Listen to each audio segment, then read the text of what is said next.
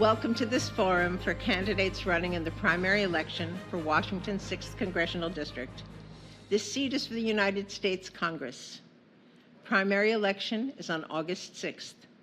The two candidates who receive the greatest number of votes will move on to the general election, which will be on November 5th.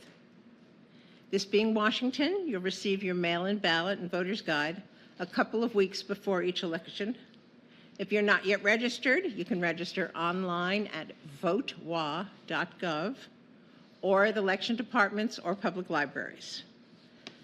The candidates are Janis Clark, Hilary Franz, Emily Randall, J. Graham Ralston, and Drew C. MacEwen. Welcome all of you. Thank you for being here.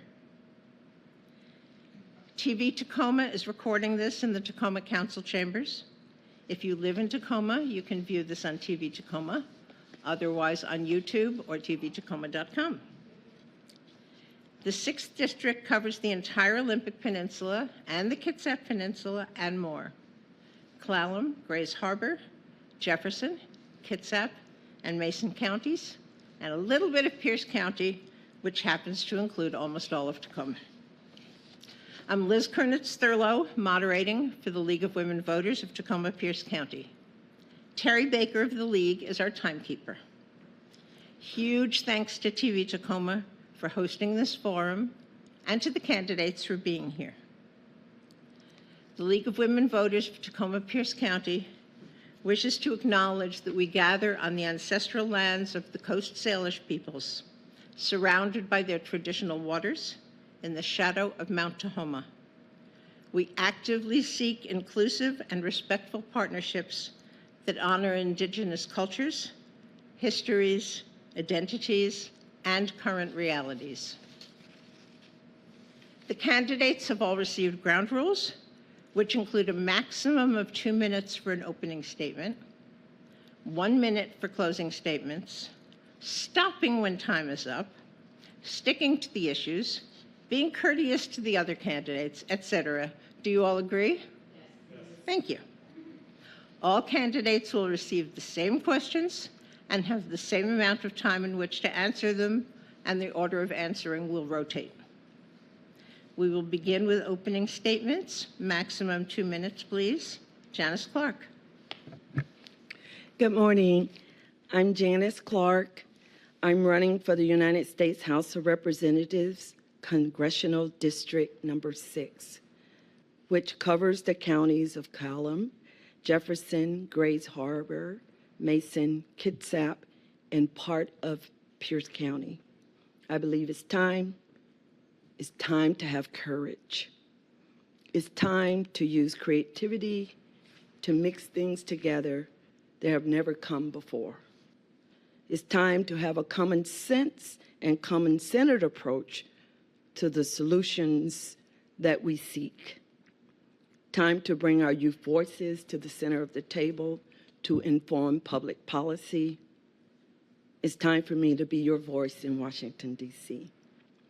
As your American First future Congresswoman who happened to identify as a Black Cherokee woman, I will fight for the principles we hold dear for our country and all citizens in America.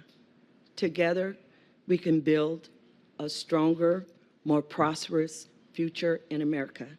I'm Janis Clark, future Congresswoman, 6th Congressional District, and I ask for your vote.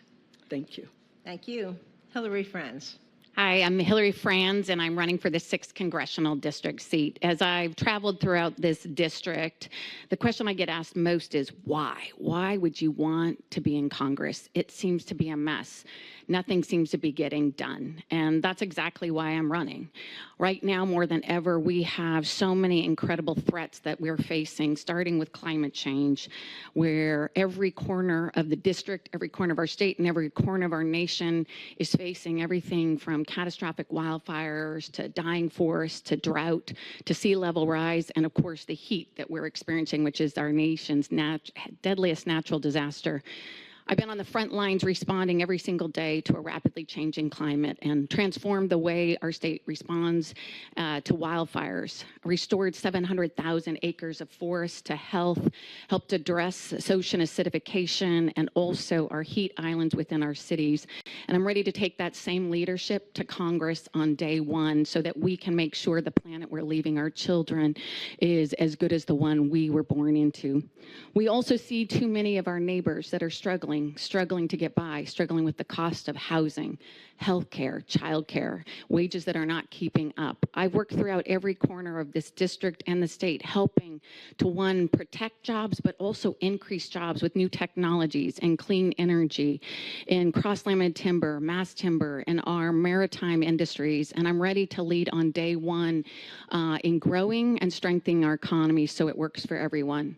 I also see too many of our neighbors who are without homes, and more than ever, we've got to make sure that we're bringing people inside, something that I've worked on.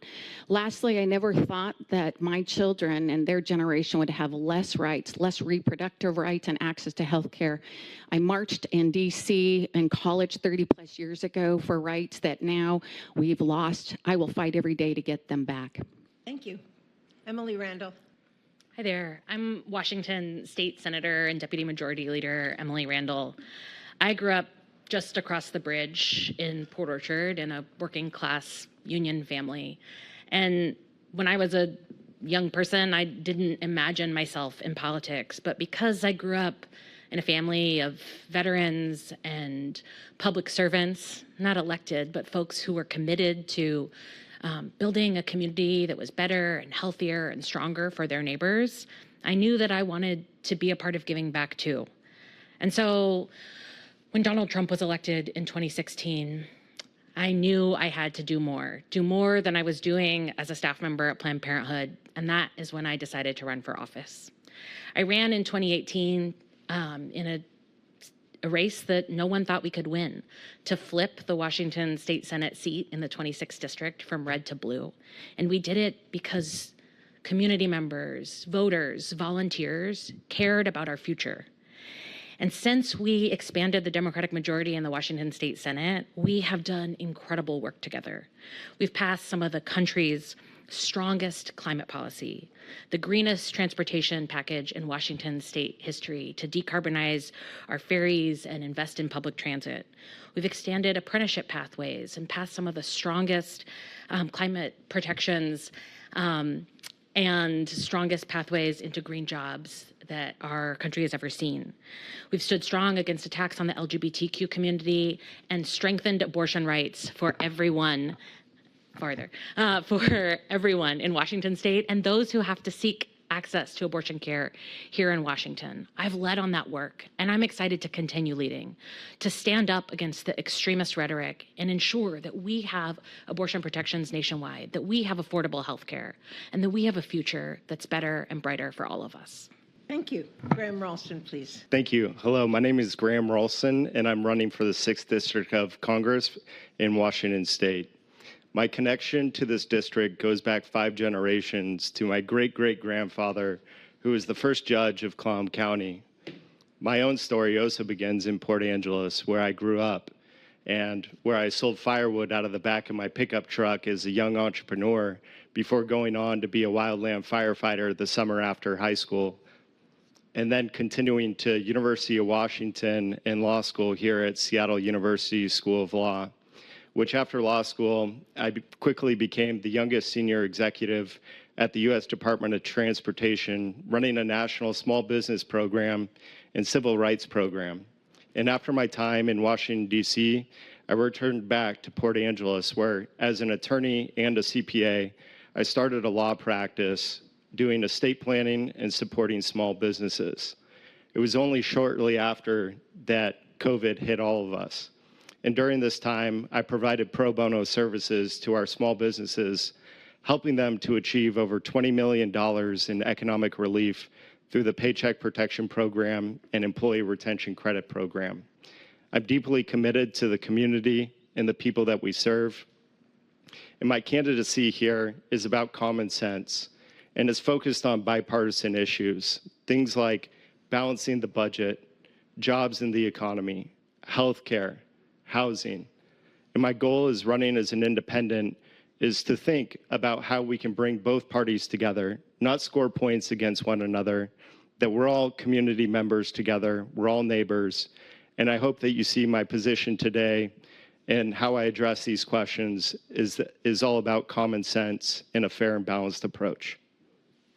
Thank you. Drew MacEwen. Thank you, Liz, and thank you to the League of Women Voters for having us here today. Appreciate this opportunity.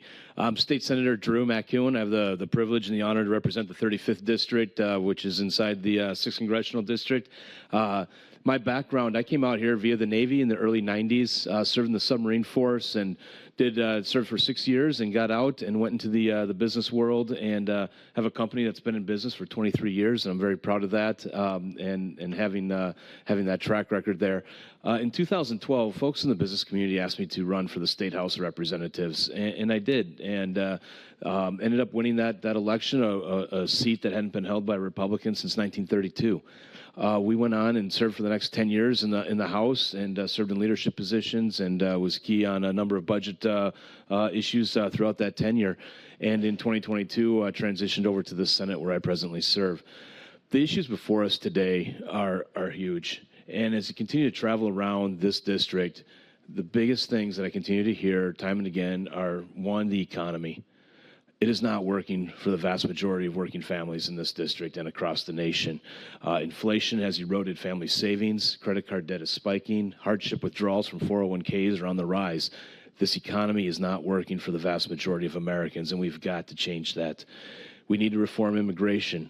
I fully support immigrants coming to this nation that choose to live and work here legally, that want to attain citizenship. We need to revise our system. It is not working, and we just created other problems that are getting beyond our control now. And finally, our military. We have one of the largest naval installations in the nation here in the 6th District, and we need to ensure that the resources are there, that our men and women have the tools and the training and the capabilities they need to execute their missions. And I'm very focused on that as well in a time when the global conflicts continue to be on the rise. I look forward to your questions today, and thanks for having us. Thank you. Thank you all.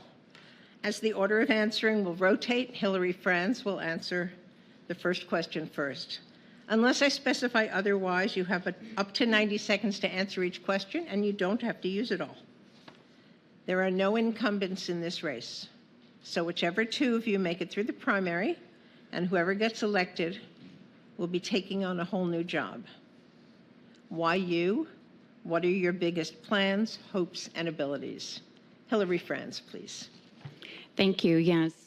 I believe that our experience shapes our perspectives and it shapes our priorities. And in this race, as I stated in my opening, our greatest challenge right now is climate change as one of our most significant. And I'm the only one that's been on the front lines, literally leading the response on climate change that is only going to make our communities, our lands and waters more resilient to climate while also reducing our carbon emissions. In addition to that, housing is our other greatest threat, where too many of our families, our children, are experiencing homelessness or housing insecurity. As a small child, I experienced housing insecurity, and I know how destabilizing it is for a child trying to learn and get ahead, as well as a family trying to be able to keep a job or get a job. I have worked at the local and the state level in passing some significant housing policies and laws, as well as building housing. And the first Commissioner of Public Lands to actually build on our residential lands. And it's something I will lead on day one in Congress.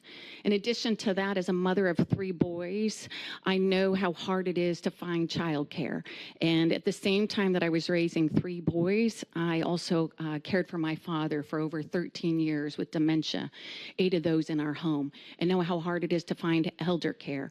I will lead on this issue as well as workforce development and apprenticeship, leading a 2,200 person agency currently, and knowing how hard it is to find the workforce of today and tomorrow. Thank you. Emily Randall. Thank you. You know, in this race, I'm proud to be the candidate who has the strongest legislative record. And I think that's important because what we are doing in this election is hiring someone who will be a lawmaker to go to Washington, D.C. and to fight for us and get things done. While I've only been in the state Senate for 6 years, I've very quickly moved up in leadership to be a committee chair in my first year, to be majority whip, and to now serve as deputy majority leader. I've passed 193 bills as sponsor or co-sponsor, and 85% of them with bipartisan support. And I have led our work on fighting for abortion rights, on ensuring that Washington state is a safe place to access abortion care, to ensure that our providers are protected, that patients are protected, that folks who are coming from out of state to seek care are protected. This is an existential threat to our families, to our individual freedom, to our country and our democracy. And I am ready to meet this moment. I'm proud to be the only candidate in this race endorsed by Planned Parenthood Action Fund, by U.S. Senator Patty Murray, by the Washington State Labor Council, and so many others. A dozen sitting members of Congress, folks who know that I'll be able to hit the ground running, to deliver for the freedoms that we rely on, to ensure that we all have access to affordable health care and the right to access abortion services when we need them. Thank you. Graham Ralston. When I left DC in 2018, I didn't think that I'd ever go back into politics or government again, unless it was on my own terms. I have an established network in DC. I've been back there, and I know how to operate to deliver resources and value on day one for this district. And when you're looking at who should represent you and what you should expect out of a congressional representative, you should look at someone that you can trust. You should look at someone that can deliver resources for the district. And you should look at someone that can help participate in bills that will benefit the people that live here. I've been here for 5 generations, my family. I'm 100% self-funded. I'm an independent that does not work for a party. You can trust me. 2, when it comes time to deliver resources, I've navigated and operated in federal agencies and at the U.S. Department of Transportation, ran a national small business program in part to deliver resources to small businesses across the nation. I know how to understand different federal programs and procurement processes to deliver resources here to the district.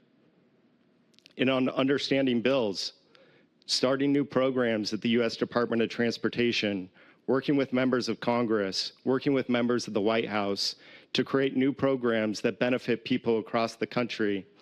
I'm ready to step in and serve and provide value on day one. Thank you. Drew MacEwen. Thank you. I think the experience that one has is important when looking at the next opportunity and the next job that might be before them. And my time in the Navy has served me well in understanding the needs of our military. I have the endorsement of a number of retired commanding officers and flag admirals that continue to advise me on issues that are before us in the military. My time as a business owner for the last 23 years and signing the front of a paycheck, making sure that your employees are taken care of before you are, gives you a unique perspective on the consequences of taxes and regulations, good and bad, and how that impacts the business and the day-to-day operations, and how it impacts your employees and your customers.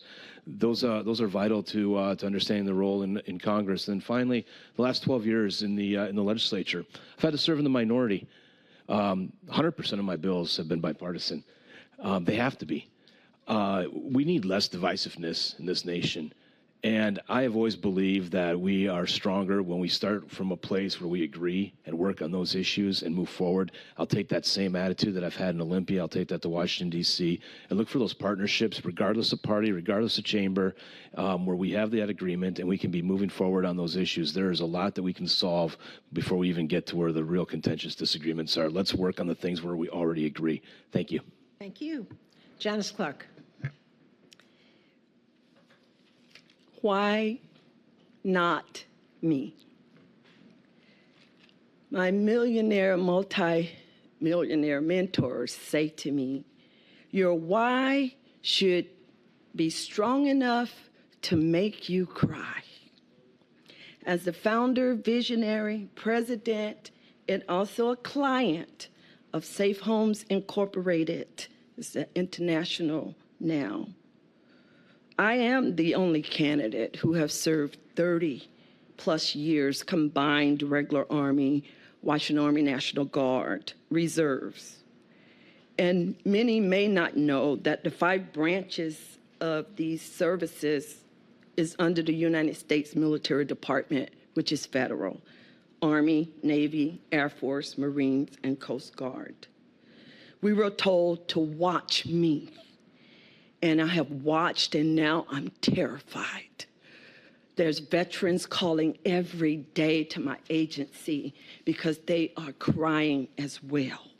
So I've been asked by the commander of the Disabled Veterans of America to speak up and make a difference for the 158,510 disabled American veterans in Washington State. And this is my second mission. Thank you. Thank you. Emily Randall will answer the next question first. As we've said, this district covers the Olympic Peninsula, the Kitsap Peninsula, Tacoma, which gives it most of the water and some of the ports in Washington State. How will this affect your work? What problems and concerns do we have which do not affect or are not understood by many others in Congress, and how will you deal with them? Yeah. So, Washington's 6th district is not only, the waterfront, the Pacific coast and Salish Sea coasts of our state, but it's also, I would argue, one of the most beautiful districts in the state, if not the country. And our neighbors choose to live here because of that community character, because it is so special. And so even neighbors who I have found not to identify as environmentalists believe that we have to protect our clean water, our clean air, our forests. And I'm really grateful for the leading role that Commissioner Franz has taken as a chief wildlands firefighter and on the front lines of the climate crisis. And I agree that we have to do more. We have to work alongside the tribes in Washington State, alongside the environmental community, alongside neighbors, again, who don't always identify as environmentalists, to ensure that we are doing everything we can to combat sea level rise, to allow folks who are in need of moving to higher ground, who are ensuring that we are reducing our emissions, who are ensuring that we're preserving our future for all of us. And I'm really proud to be endorsed by the League of Conservation Voters in this race because I'm committed to that work. Thank you. Graham Ralston. Growing up in Port Angeles, I have the privilege of seeing that there's the Coho ferry that crosses over to Victoria on a daily basis. I've taken that ferry many times, and when I used to work for the U.S. Department of Transportation, maritime transportation is a part of the global thinking of our connection to opportunity and infrastructure. And I usually like to share a story of how someone from Port Angeles could end up working in Washington, D.C. And maritime is a big part of that. Whether it's me driving from Port Angeles, then taking, the Bainbridge Seattle ferry, or as I go to Seattle maybe once a week, I might take the high-speed passenger ferry from Kingston to downtown Seattle. Going on that transportation story, that waterway is just one connection to then me maybe taking a flight to Baltimore and then taking a train down to Washington, D.C. and taking transit. So our waterways play an integral part of our ability to move, transportation, but also in terms of climate change. A lot of people may not know that there's a marine sanctuary just off the coast of the Olympic Peninsula, similar to a national park that's great to preserve our waterways. When you look at our industry of fishing, both for tribes and private fisher people, and being able to continue to exercise their small businesses and being able to operate. Thank you. Drew MacEwen. Thank you. Yeah, this presents opportunities, challenges, and threats. The waterways and the way our geography is creates challenges with our transportation infrastructure, but it's also one of our main economic drivers for not only the region, but for the state. Within my Senate district, we are the largest shellfish producer west of the Mississippi. A clean environment is necessary to ensure the survival of that long term. That is very important. We're one of the most trade-dependent states in the nation.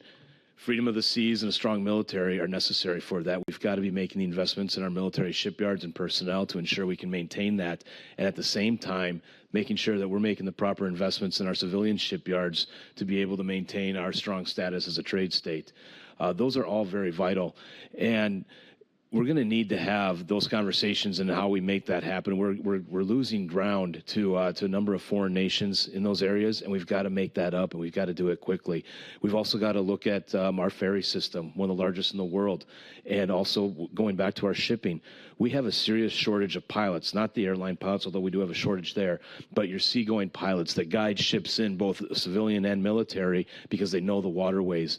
We have not made the investments in the trade skills for people to be in the marine industries or into the Puget Sound pilots are woefully understaffed. We've got to make great changes, and we need to do that quickly. It is vital to this district and to this state's economy.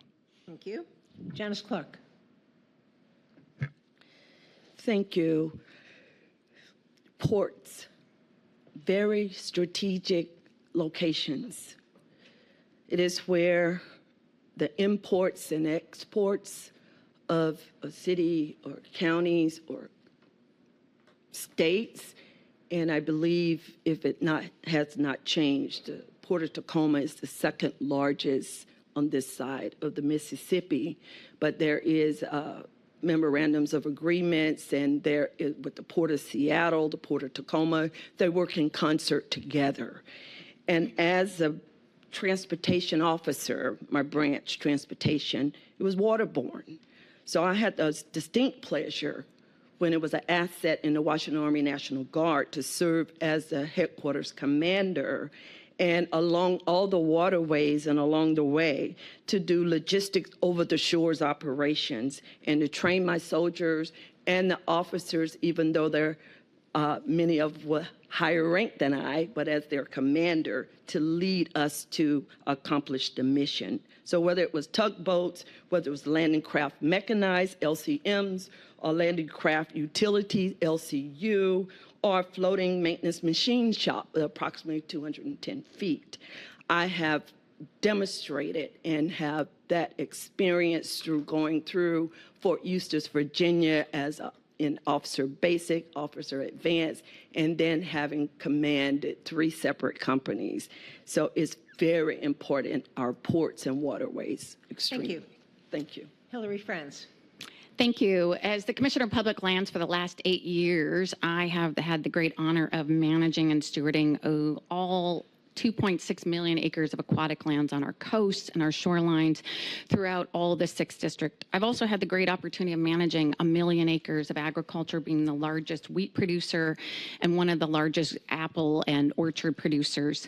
Our ports are absolutely critical for the ability for us to be able to receive trade and also ship trade, especially the trade that comes from our agricultural lands, our wood products, as well as our seafood.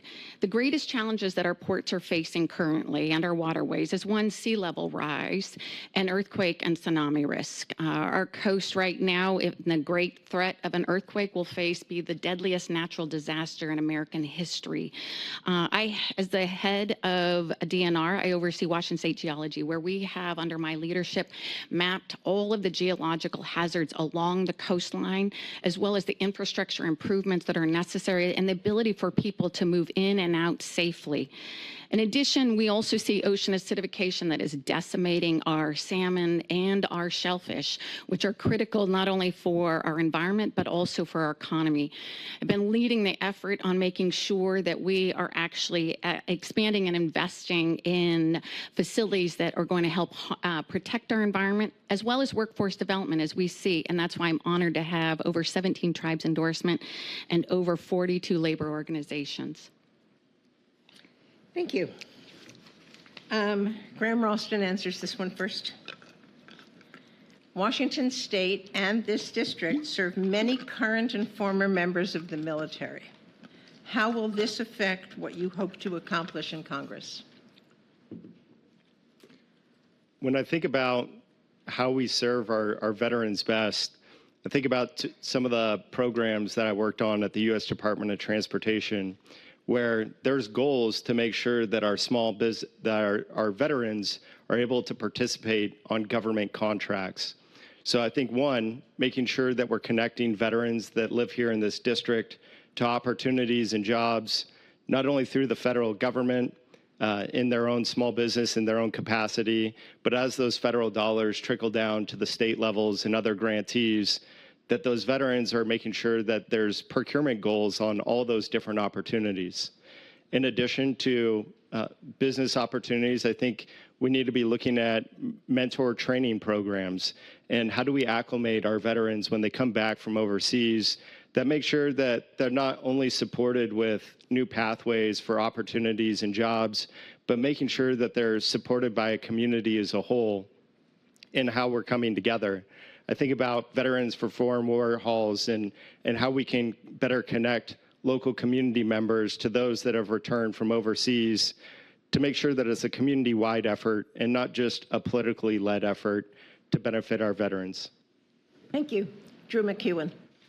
Thank you. As I talk to my fellow Navy and other branch veterans, one of the issues that continues to come up is affordability.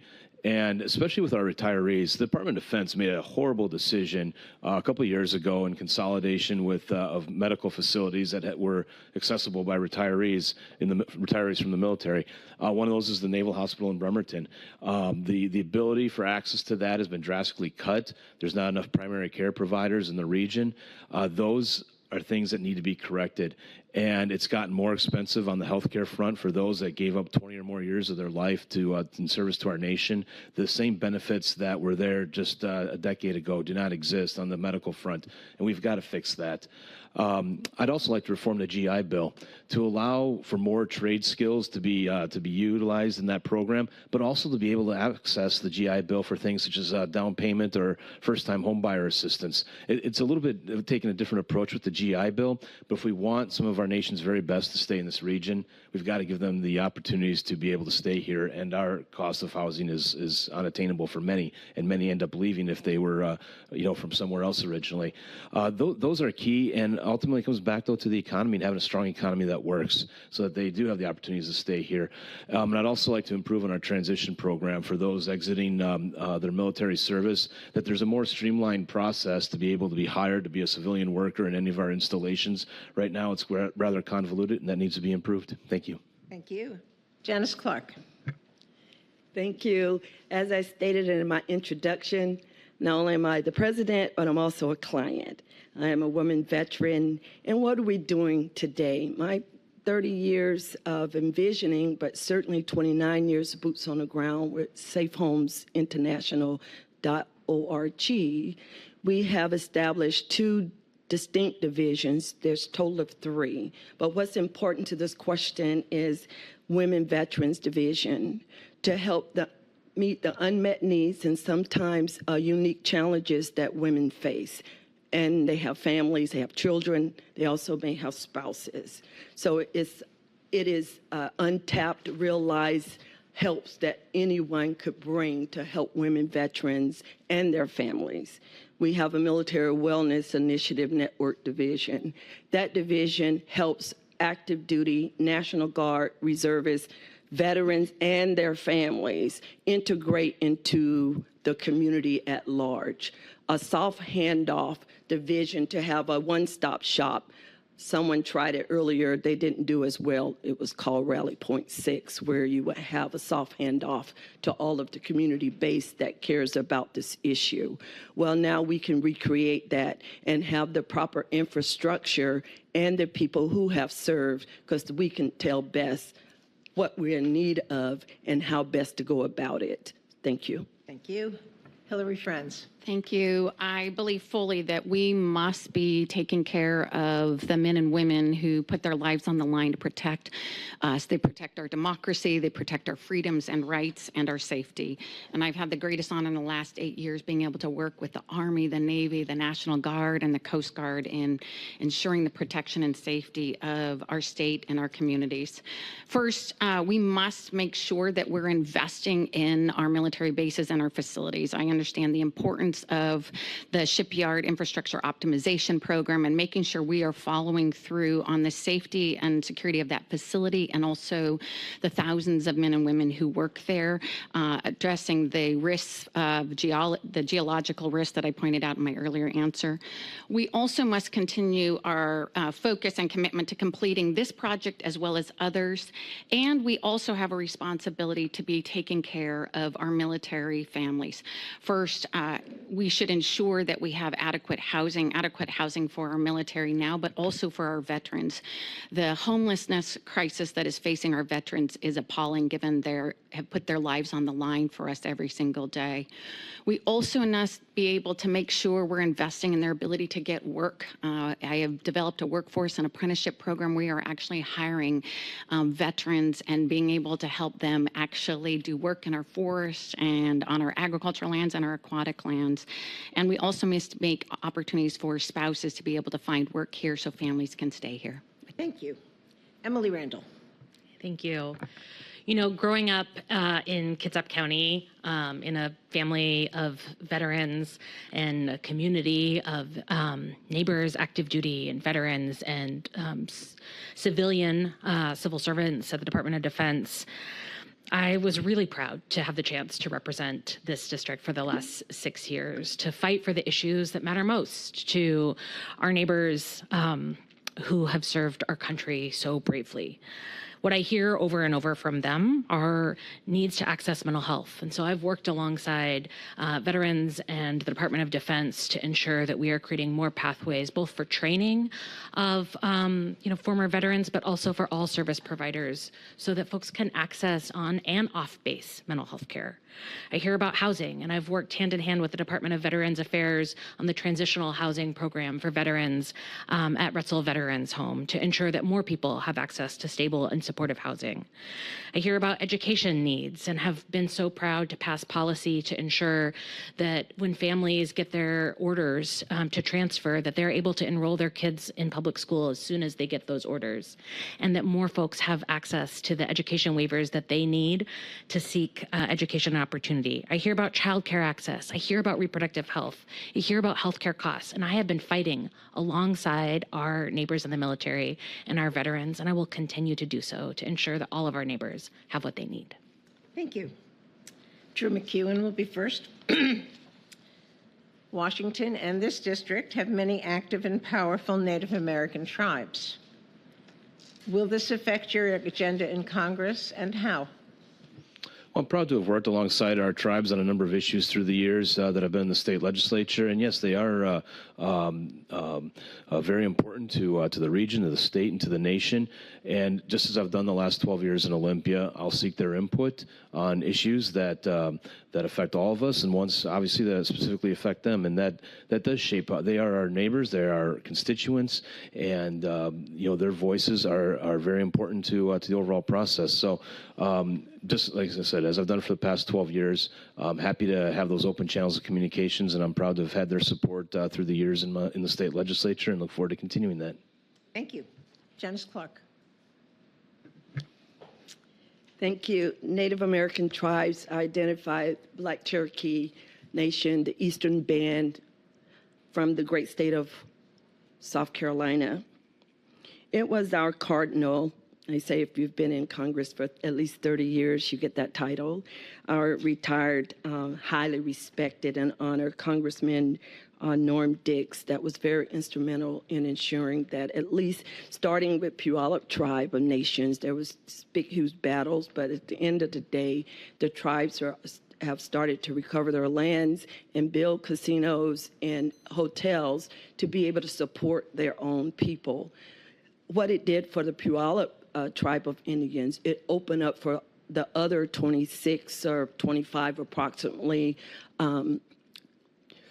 sovereign nations. There's approximately 113 tribes in Washington state, approximately 26 of them are sovereign nation, federally recognized. So it is very important, not only tongue-in-cheek when we read the land acknowledgement, but we really support the issues and know what the issues are as they continue to build their economy to help take care of their people. They are veterans that are also Native Americans that we are grateful that President Obama ensured that Native American veteran service organizations can be a part so Native American veterans can talk to Native American veterans and not have to have other races to be that for them. Hilary Franz, please. Thank you.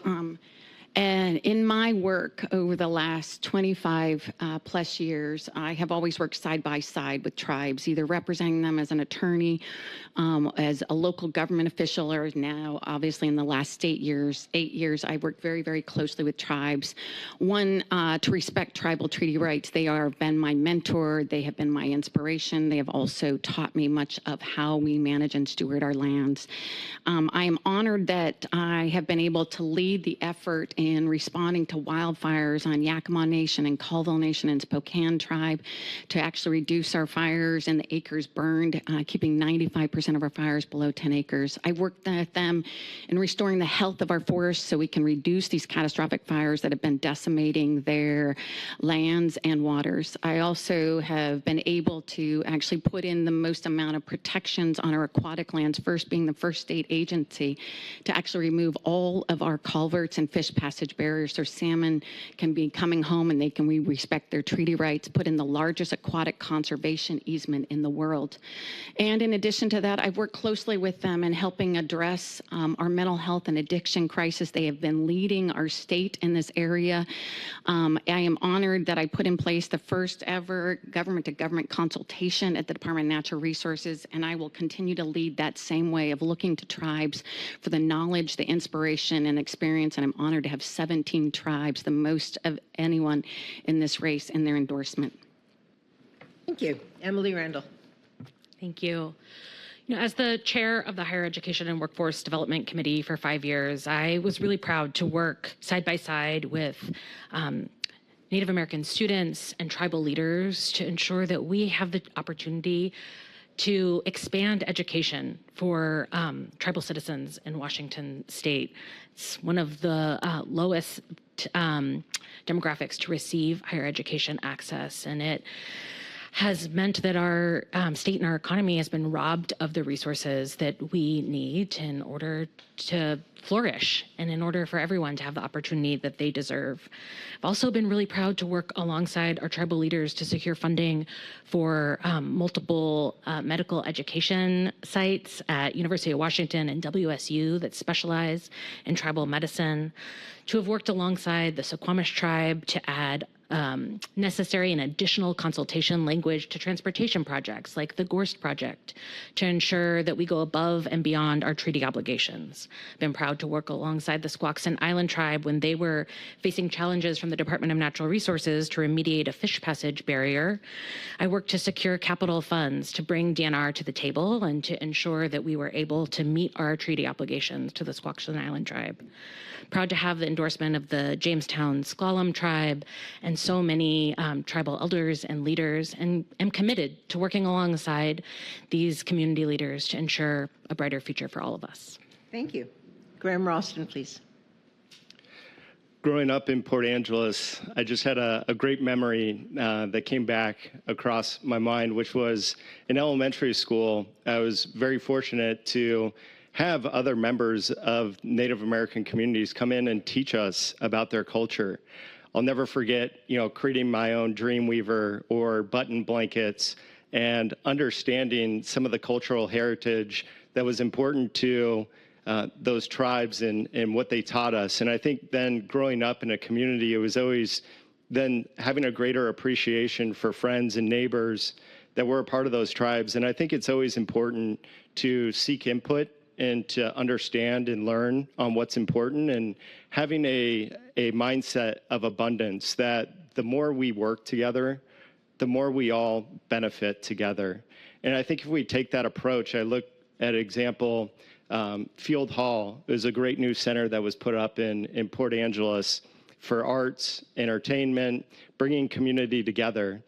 And I recognize also that the Elwha tribe is going to be putting a cultural heritage center down in that same framework, same landing. And I think that that's a great opportunity for bringing people together and community together where we can all benefit together and learn from each other. Thank you. Okay, so Janis Clark is first now, so we go down the line. Congress will be dealing with varied issues, including reproductive rights, climate change, and a pretty dysfunctional Congress. Let's start with reproductive rights. How will you get involved in whether the rules need to come from the federal government or be left to the states? And what do you think needs to happen? As it relates to the reproductive rights, I believe the recent Dobbs decision put it back squarely where our courts believe or it should be. And so whatever the constituents and the leadership in Washington state say that should be best for us as inhabitants, I would completely 100% support what the people say. And now that it is at the state, so I'm hopeful that our state legislatures will come together and reduce partisan politics and come together and really talk about what's best in terms of reproductive rights for the citizens, because it's not just about the woman or the child, it's also about the man. As long as he continue to give sperm, it's 3 people involved in that decision. So I want all the people to have a voice at the table on what's best for us, and not bureaucrats or politicians or others determining that at a level that's clearly not right now currently is at the state level. Thank you. Hilary Franz. I believe very clearly that the decision on if and when a woman wants to start a family is between a woman and her doctor, and no politician should ever interfere with that right. As a young woman in college, I marched in D.C. For ensuring the right of a woman to reproductive freedom and health care. I thought Roe was the floor, not the ceiling, and I'm appalled at where we are today. And I will fight with everything I got to make sure that every woman, not just in Washington State, but in every woman in every corner of the United States has the rights to reproductive health and freedom. As a young woman, I myself experienced a miscarriage, and I was fortunate that I was able in the middle of the night to be able to have access to affordable health care at the age of 23. And it's enabled me to have a health, but it's also enabled me to have 3 children. And I am appalled at how we are limiting the health and safety of women in every corner of this country. I also work tirelessly to represent sexual assault victims and making sure they got legal representation as well as the health care and services they need after the violent act on them. And I am honored to have the endorsement of National Organization Women, and I will fight every single day in Congress to make sure every single woman has access to reproductive rights and reproductive health care, no matter what corner of the United States she lives in. Thank you. Emily Randall. Thank you. You know, this issue of abortion rights and reproductive health is the issue that brought me into politics in the first place. I was working at Planned Parenthood at the time of the 2016 election, raising money to ensure that our healthcare centers were protected and that we were electing pro-choice candidates who would be strong abortion advocates, because we have known for quite some time that the extremist right was waging an attack on Roe, and they were not stopping there. And we have seen that happen. With the Dobbs decision, with the continued attacks on IVF and birth control, all of us are at risk. I'm really proud of the work that we've done here in Washington State to ensure that we have some of the strongest abortion protections in the country. Bills that I have written to regulate ultrasounds so that crisis pregnancy centers, fake clinics, aren't preying on people who just need to access health care. Ensuring that providers are protected, ensuring that folks of all genders have access to the reproductive health care that they need. We can't stop fighting. We have to fight for national abortion protections.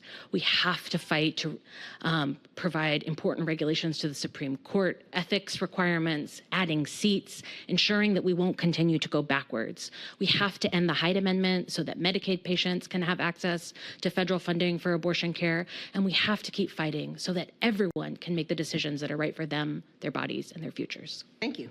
Graham Ralston. A woman's right to choose and being put in that situation would be very difficult for anyone facing those circumstances. And my role, if elected, would to be preserve their choice in terms of pro-choice and allowing them to make whatever decision is best for them and keeping politicians and government out of the room when it comes to what's best for their reproductive health, which should be a decision for themselves and with their family, with their doctor, in discussions. And it's nothing that government should come in between and place any limitations on what is best for their own personal health. So as someone that's running, I would vote against any national attempt to ban abortion, and I am a pro-choice candidate. Thank you. Thank you. Drew MacEwen. Thank you. Yeah, needless to say, it's a very deeply personal issue for people on both sides, and I respect that, and I think that we've got to have a little more civilized conversation on all the issues when it comes to these things, and understand the point of view people are coming from. You know, Washington State's been pretty clear on where it stands on this issue, and nothing has changed. You know, when you look at that across the nation, some states have gone the way of Washington, others have chosen a different path, and I think we're still working through this as a nation. And with that in mind, I will not support a national ban.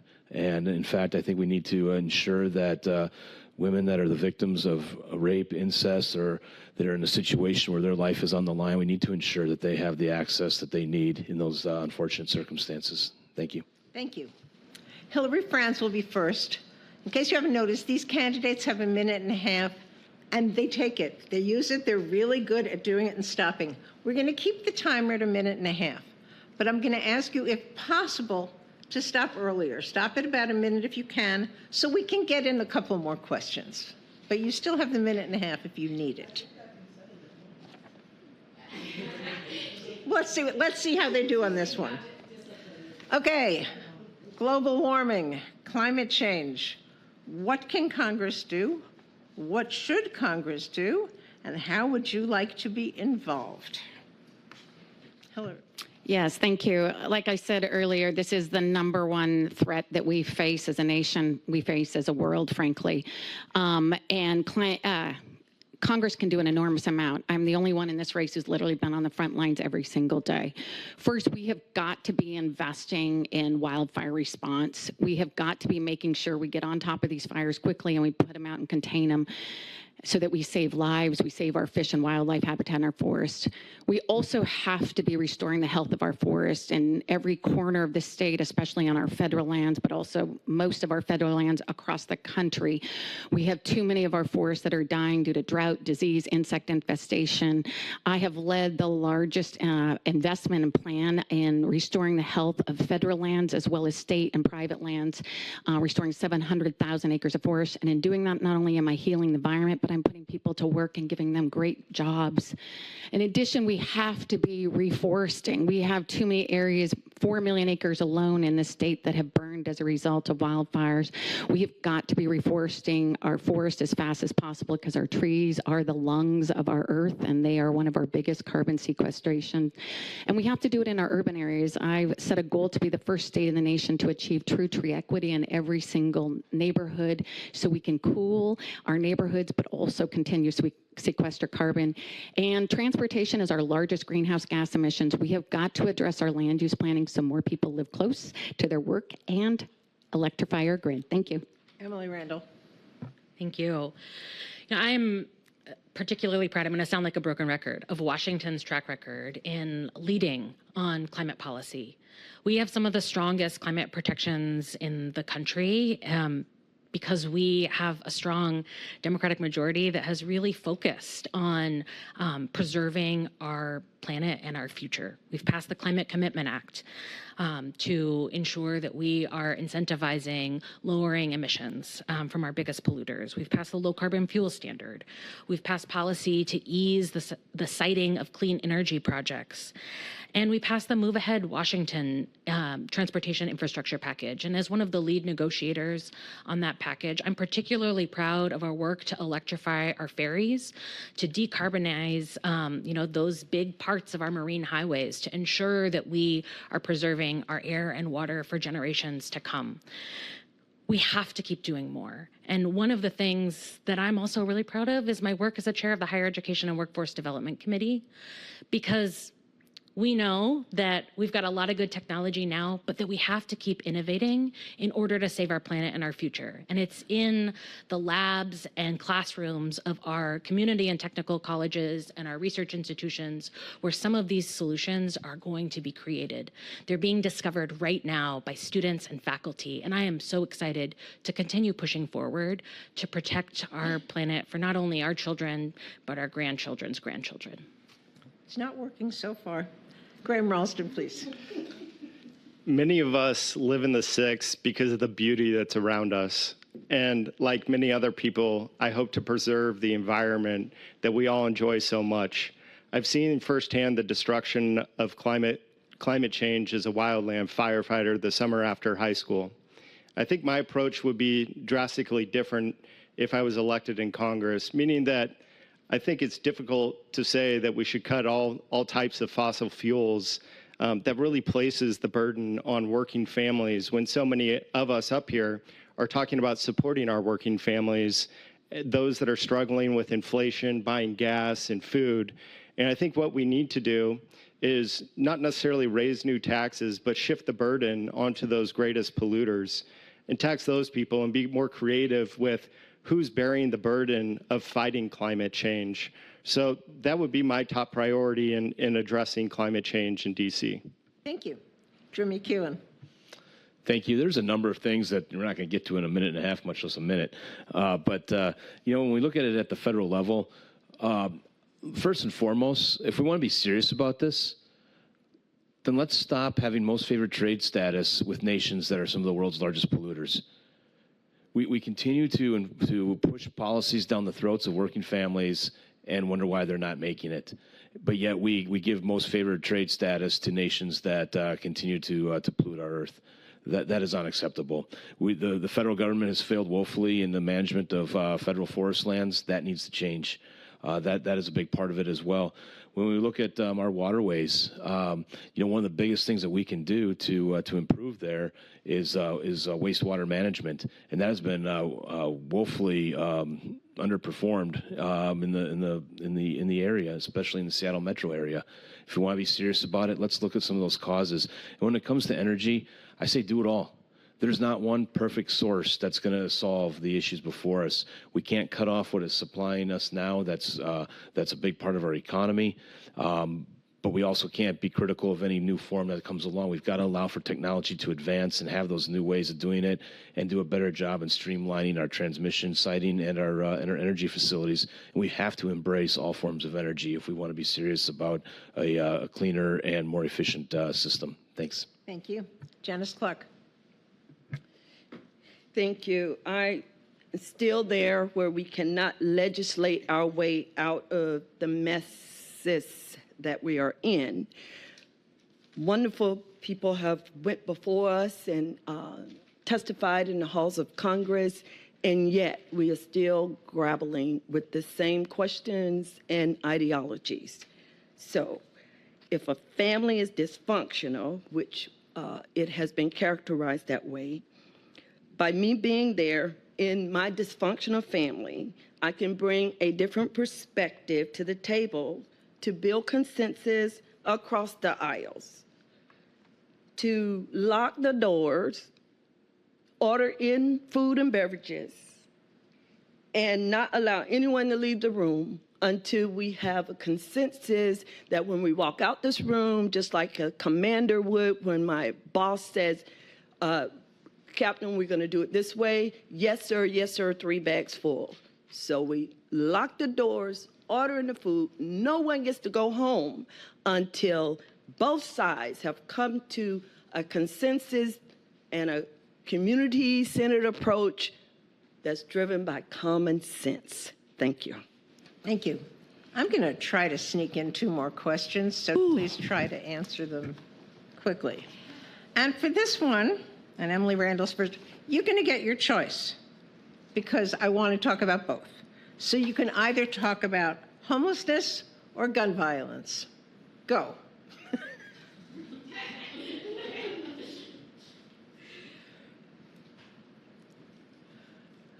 All right. You know, I talk to neighbors every day who are struggling with the affordability of homeownership, of rent, of keeping a roof over their head. And, you know, as a millennial, I had sort of given up on being able to ever buy a home myself. I've rented 17 apartments and had to move often because of rising rental prices. I hear from neighbors who are not just young people, but retirees who are getting forced out of their home, a home that they have lived in for decades, where they thought that they would be able to retire in dignity, because rising rental prices, because they can no longer afford it. Folks who are looking for their children or grandchildren to move in with them. We haven't built enough, and we have been investing in low-income housing, in the housing trust fund, and we have passed policy to relax and change zoning requirements to incentivize more development. We have to build more, and we have begun to do it at a rate that is much more helpful. But I also hear from neighbors who are never going to be able to afford to buy another house, who need rental support. And that's why I think we need to invest in additional vouchers and in housing support assistance beyond what we can do at the state level. And I'm excited to continue that work in DC. Thank you. Graham Ralston. Just when I look around my community, fortunate that I never saw maybe 1 or 2 people that appeared to be homeless growing up in my town, whereas now I come back, 20 years, 30 years later from being a kid, and it's a much different story. And there's a lot more people that are looking for resources and looking for a pathway, a career, a place that they can call home. And I think something that's intensifying this issue is the crisis at the border, unfortunately. And while I believe in common sense immigration and those lawfully coming into this country, I think not addressing the issue at the border is then leading to a strain on the supplies that cities and rural counties then need to provide to support people.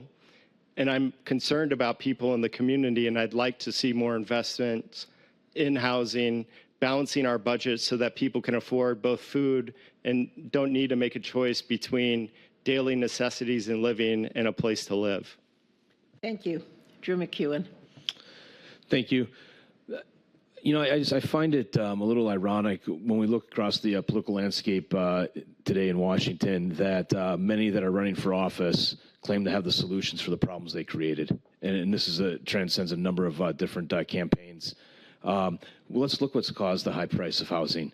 We've got a Growth Management Act that's way outdated, that's never been readdressed.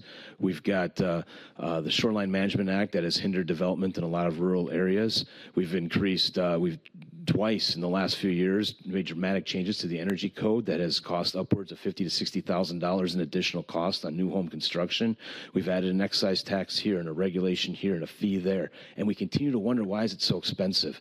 Well, let's get serious about it. And when we have debates on the floor of the House and the Senate, let's listen to why the reasons are that some are voting against these things. And we've gotten such a complex situation that there's not an easy solution to it. But we've also got to look at, on the homeless side, how can we more rapidly make sure people don't end up homeless? And I think there's a couple of different categories that are out there. You've got people that genuinely fell on hard times and are in a difficult situation. We need to identify them sooner. Helping the single mom getting a car repair so she can get to work is a much more equitable solution than her ending up on the streets with her family and then trying to find housing. But those that have sought a lifestyle that choose not to participate in society, that's a different aspect. I want to focus on those that truly want the help. Thank you. Thank you. Janis Clark. Thank you. As a survivor of being raped in the military and part of the retaliation, retribution, et cetera, I was made homeless in this great county. Inability to earn a living, a loss of life because I did also experience a miscarriage. Sorry for your loss. Because of the stress and pressure that I had no idea that a civilized society could do to a human. I moved my daughter and granddaughter to King County because they have a fabulous King County Veterans Program. And now we are still under the VASH, the Veterans Assisted Support Housing. We all will agree to include our current administration that no veteran should be homeless. Well, there's just too many of us that are out here to count. I'm not bitter, but I am better. Now I can champion any underdog cause when it comes to bringing up and providing options for homelessness and attacking it at a level that people maintain their dignity. And if they didn't do anything wrong, then to help them, provide hope to them. And if they did do something wrong to cause their homelessness, to help provide a pathway to get them housed. Thank you. Thank you. Hilary Franz. Yeah, so I said earlier, housing has got to be our number one priority, and we need to address our housing crisis like I've addressed our wildfire crisis with the same urgency and determination. Right now, we have too many families that are struggling. Children are not able to get a good education and be able, if they don't know where they're going to sleep at night. Families hard to keep a job or find a job if they don't know where they're going to sleep tonight. And our fentanyl crisis and even our mental health crisis is directly connected to our housing crisis. In Congress, I will work to make sure we're protecting the housing tax credit, that we are also investing in the housing trust fund and rental assistance, because it's cheaper to be able to keep people in their home than get them back in home after they've lost it. And subsidized housing is critical, with only 10% of our housing in Washington State being subsidized. With a little more time, I'm now going to answer your second question. As a mom of 3 boys who has experienced more times that my children have been in lockdown, whether it's in high school or whether it's in their college, it is the most frightening thing to not know if your child's going to be safe from somebody who has a gun in their hand and is unstable. As someone who cared for and supported suicide victims or crisis counseling, and know how hard it is to talk someone out of putting that gun aside, we have got to be addressing the gun violence in this country, and we need to not waste any more time. We have to close background loopholes. We have to request waiting periods, and we have to address the mental health crisis so guns are not falling in the wrong hands. Thank you. I'm sorry we don't have a lot more time, but this is the last question. You get 1 minute, please. Even though, well, if you could solve this in a minute, that would be great. Graham Ralston is first. It has been disturbing to watch our Congress getting so polarized. People used to manage to work together and to find compromises, and they don't anymore. How can you help it get better? Why are you throwing yourself into this? This is one of the top priorities why I'm running, is to bring Congress together, and why I'm running as an independent.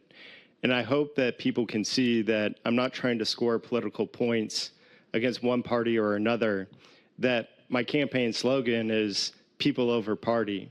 I'm here to represent people, to bring people together in Congress. And if those that have been back there, a lot of times is congressional members talking to an empty chamber, trying to get social media likes and scoring points against another party to raise funds. They're more concerned with raising money for their own campaigns and their party. And this is something that we need to drastically fix, Because I won't be out there fundraising, I can actually be in chambers during all the sessions and have the opportunity to have discourse with different members of Congress. I've already been in DC and worked across the aisle. I worked for a Secretary of Transportation, Ray LaHood, who was a Republican, inside of the Obama administration, a Democrat, and I hope to continue my bipartisan work. Thank you. Drew MacEwen. Thank you. Again, looking at the 12 years that I've served in Olympia, and being in the minority party gives me a keen perspective on how you get things done. You've got to find that common ground. You've got to work with people that you probably don't see eye to eye on a lot of things, but you find the area that you do. And let's be pragmatic here for a moment to my fellow debaters. Neither party has a monopoly on the fringe wackos. And the more reasonable people we have, the more it silences those fringes. And I think that's vital to restoring some dignity in Congress. You know, and let's again look at where our nation is today. Neither party is going to have a huge majority come November. It's going to be slim, and you're going to need people that can work across the aisle that aren't afraid to take those steps and not have the top-down approach, but have the collaborative approach. I've proven that over the last 12 years, and I'm going to take that. I don't have any illusion. There's 435 people there, but it takes one at a time and making those friendships and working and having the trust. Thank you. Thank you. Janis Clark. I have demonstrated a strong commitment to public service, to our country, our state, and community, and I have helped elect both sides of the aisle to go to Congress. When I first ran in 2002 for the legislature, I lived in the 27th, and I ran as a Democrat. And so people hate me for that, because they say, oh, where are you, a Democrat or a Republican? We don't trust you. Are you a rhino? Are you all these name callings that people are calling each other? Sad, sad, sad. So as I look back over my 30-plus years as a commander, officer in the military, I have conservative values. I'm from the great state of South Carolina, not saying everyone else from South Carolina are conservative, but I am. And I had to make a decision one point in my political career to stand on my guiding principles and values. Thank you. Hilary Franz. Yeah, thank you. You know, I truly believe in this country we have more in common than we have difference, whether it's education and the desire to have our children get the best education, or have a strong economy where everybody can get a good paying wage, childcare, healthcare, the context around housing that we've talked about. I truly believe we have more in common, and I think it's about how we show up. In my 8 years as Commissioner of Public Lands, I have worked to make sure most all my bills are bipartisan, because they are longer lasting, and honestly, they prevent unintended consequences. And the way I worked is I went and met people where they are.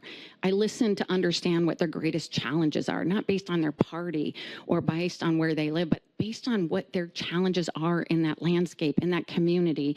And then after listening and learning, I got to work leading.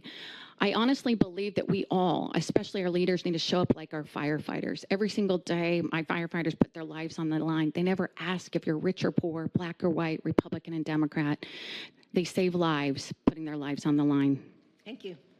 Emily Randall. Thank you.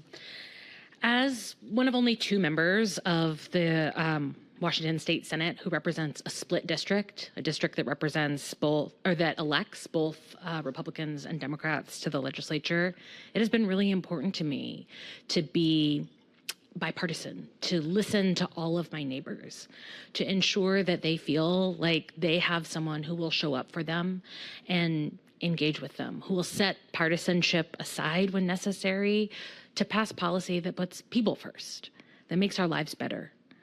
And, you know, in the personally nearly 20,000 doors that I've knocked over the last 6 years, I've had so many conversations with Republicans and Democrats, with folks who voted for Trump and people who voted for Biden, to hear about the issues that matter most to them and to get to work delivering on those issues. It comes naturally to me. My dad was a Republican, and we debated a lot with love around the kitchen table, and I think that's what our politics needs more of. Thank you all. Now we move to closing statements. You each have 1 minute. We will be doing this in reverse order so that Drew C. MacEwen will begin. Thank you, and again, thank you to the League for having us here today. It's a pleasure to do this. Again, we have huge issues before us, but they are solvable. But it's going to take the right leadership to make it happen. And my time in the Navy, submarine force, time as a business owner, in the last 12 years in the state legislature have given me a well-rounded view and understanding of how to work on the solutions. I don't pretend to have all the answers, but I'm going to seek them out and form those coalitions that are necessary in order to make this district, this state, and this nation better. I believe our best days are before us, and I look forward to the opportunity to do that, to work for a stronger economy, to reform our immigration system, and to ensure our national defense system is there to protect our freedoms. I will go to work hard every day to do that. Again, my name's Drew MacEwen. Ask for your vote and for your support, and I appreciate this opportunity to be here today. Thank you. Thank you. Graham Ralston.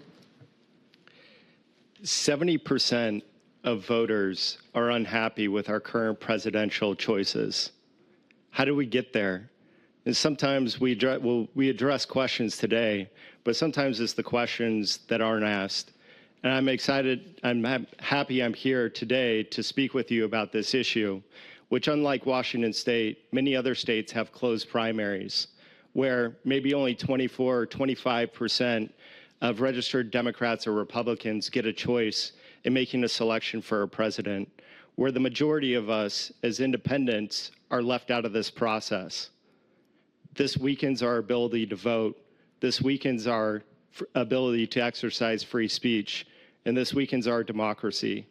I hope we have more independent movements where we can bring this country together. I hope I can have your support in this election.